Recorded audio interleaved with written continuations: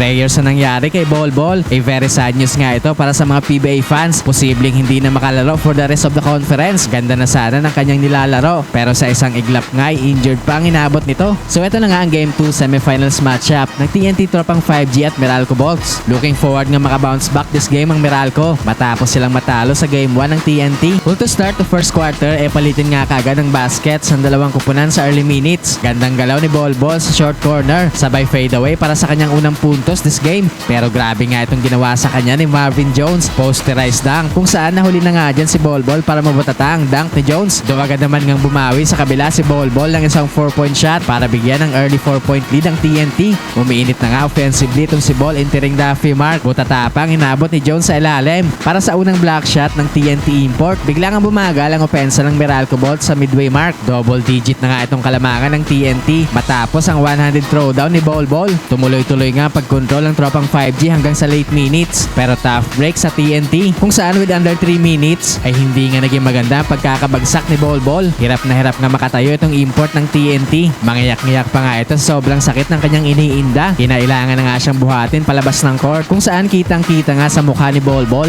na mukhang seryoso nga ang injury na ito. Napapatulala na lang nga dyan itong si Coach Chot Reyes dahil magiging game changer nga kung hindi makapaglaro si Bol Bol this series. Ayon nga sa naging initial report ay nagkaroon nga doon ng partial torn sa Achilles tendon ni Bol Bol. A very serious injury nga ito kung saan umabot nga ng ilang months o mahigit sa isang taon ng recovery time sa injury na ito. Magtatapos nga ang first frame na lamang ng 7 points ang TNT, 22-15. Second quarter, paunti-unti nga ang pagbawas ng Meralco Bolts sa kalamangan ng TNT sa first few minutes. Tinitake advantage nga ng Bolts itong pagkawala ni Bol Bol this game. Nag-capitalize nga sila sa loob ng paint kung saan na ibaba nga nila sa 2 puntos ang kalamangan ng tropang 5G. Pero pagkapasok nga ng midway mark ay nagkaroon nga ulit ng spark sa opensa ng TNT. Umabot na nga sa 8 points ang kanilang kalamangan matapos ang 4-point shot ni RR Pugoy. Maganda nga itong pinapakita ng locals ng TNT para i-maintain ang kanilang kalamangan sa Meralco Bolts. Magtatapos nga ang first half na lamang ng 5 points ng TNT, 40-35. Third quarter ay patuloy nga ang pag-control this game ng TNT sa early minutes. No import, no problem so far para sa TNT kung saan take over na nga sa kanilang opensa itong si Pugoy. Umiinit na din nga entering the halfway mark itong si Calvin Oftana na nagkaroon ng 5 straight points. Kahit nga nawala si Bol Bol ay hindi nga yun makapitalize ng import ng Meralco Bolts kung saan patuloy nga ang pag-struggle nito sa opensa this game.